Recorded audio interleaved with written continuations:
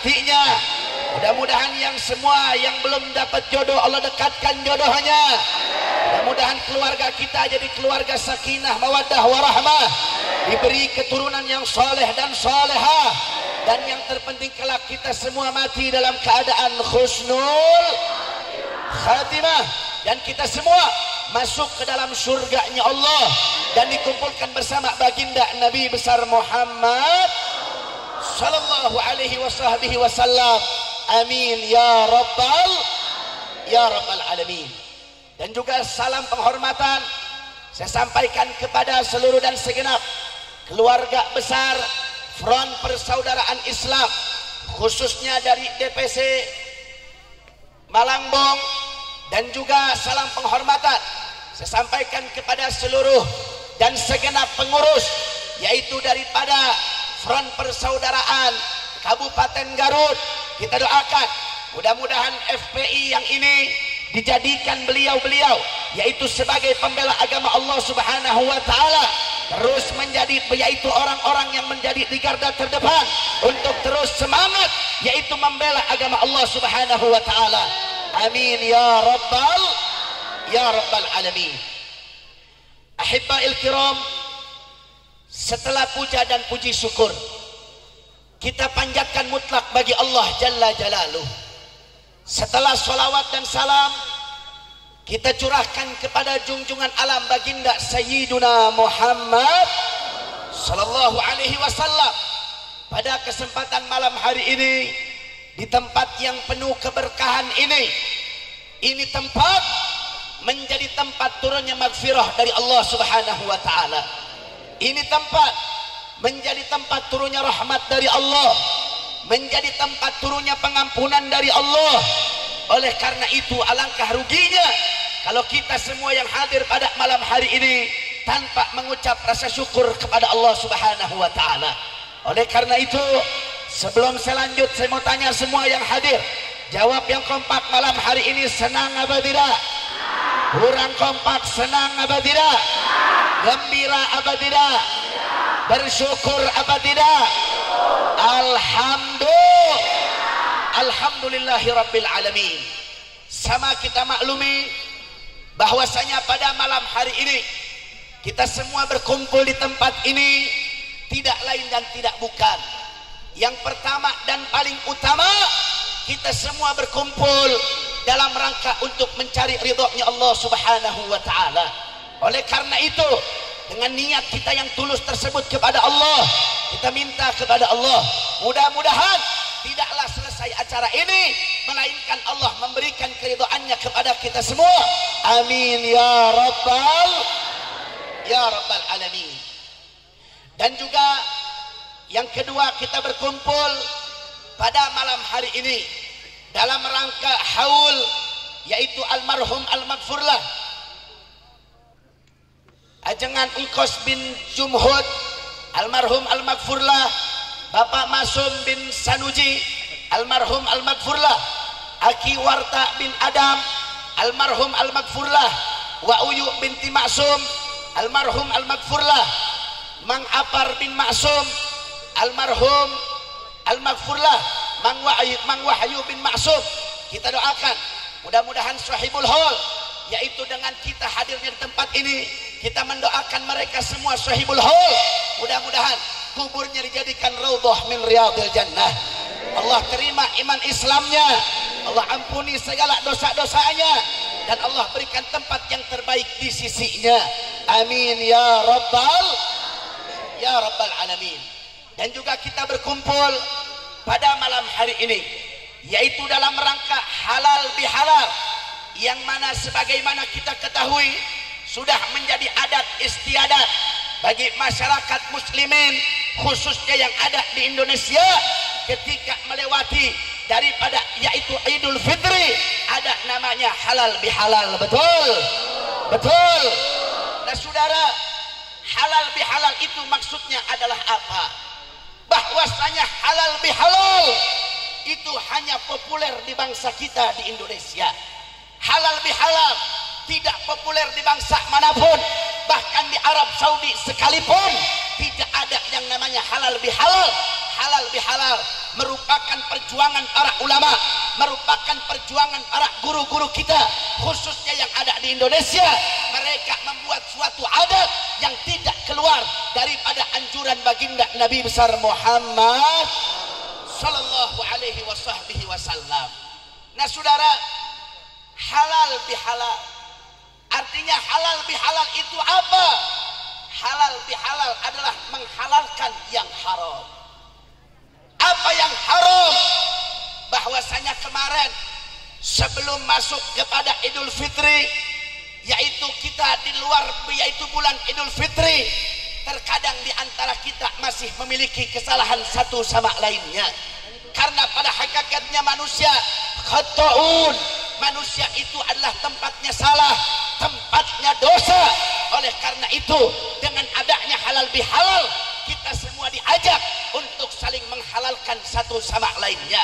Kemarin saya caci maki engkau, kemarin saya yaitu tempeleng engkau, kemarin saya yaitu hantam engkau, itu adalah perkara yang haram. Dengan halal bihalal, kita apa semua yang ada dalam hati kita untuk meminta yang halal. Saya minta halal, kemarin saya caci maki engkau, kemarin saya tampar engkau, kemarin saya pukul engkau, sekarang saya minta dihalalkan. Itu adalah apa? Intinya daripada halal bihalal, meminta maaf satu sama lainnya. Alhamdulillahirabbil alamin. Nah jadi saudara, halal bihalal ini seperti yang dianjurkan oleh Nabi Muhammad. Ini acara halal bihalal, diundang para ulama, diundang para habaib, pembacaan maulid, kemudian pembacaan tahlil, pembacaan yaitu qiraah yang dianjurkan oleh Nabi. Maka halal bihalal tersebut, nah Rasulullah mengatakan kepada sahabat, malaikat Jibril berdoa kepada Allah, bahwasanya doa malaikat Jibril yang pertama adalah apa? Ya Allah, kata malaikat Jibril, ya Allah, jangan pernah engkau terima puasa dan pahala orang yang masih durhaka kepada kedua orang tuanya, kata malaikat Jibril. Saudara, akhirnya apa saudara? Diaminkan oleh Nabi Muhammad. Itu doa yang pertama. Kenapa Nabi bilang amin? Jadi saudara, yang berdoa siapa? Yang berdoa siapa? Yang mengaminkan? Yang doa malaikat Jibril, yang doa makhluk yang suci yang nggak pernah bermaksiat, yang mengaminkan manusia yang paling suci di atas muka bumi. Saudara, saya mau tanya, kira-kira doa tersebut ditolak apa tidak oleh Allah? Doa tersebut ditolak apa tidak? Ditolak apa tidak? Enggak saudara, doanya nggak akan ditolak oleh Allah. Itu pertama doa malaikat Jibril. Apa yang pertama tadi? Ya Allah, aku minta jangan terima amal ibadah, jangan terima amal puasanya orang yang masuk Idul Fitri dia masih kurang ajar sama orang tuanya. Saudara, saya mau tanya, sekarang anak-anak kita yang kurang ajar sama orang tua banyak apa tidak? Kurang kompak banyak apa tidak? Banyak apa tidak? Banyak apa tidak? Oleh karena itu perhatikan saudara, perhatikan, jangan kalian merasa aman, jangan kalian merasa diampuni dosa oleh Allah sebelum kalian yaitu minta maaf, minta ampun, minta ridho kepada kedua orang tua kalian. Kira-kira jelas apa tidak? Jelas apa tidak? Jadi yang kemarin puasa yaitu siang, yang itu yang qiyamul lail malamnya, baca Al-Quran, sholat tahajud, sholat malam, siangnya yaitu berpuasa di bulan Ramadan. Ketika masuk Idul Fitri tapi mereka masih durhaka terhadap orang tua, maka mereka tidak akan diterima puasanya oleh Allah, amal ibadahnya tidak akan diterima oleh Allah Subhanahu wa taala. Kira-kira jelas apa tidak? Jelas apa tidak? Jelas apa tidak? Jadi Allah nggak akan nerima puasa dan ibadah seorang hamba yang mereka masih durhaka terhadap orang tua. Betul? Betul. Oleh karena itu saya ingin himbau saudara, saya ingin ingatkan, mumpung masih ada orang tua kalian yang orang tuanya masih ada, yang orang tuanya masih hidup, jangan pernah sia-siakan orang tua kalian saudara. sebagaimana yang dihadir dalam hadis oleh Nabi. Nabi mengatakan umi selama 3 kali, saudara. Ibu selama 3 kali. Setelah itu baru bapak, saudara. Oleh karena itu ini harus menjadi perhatian kita.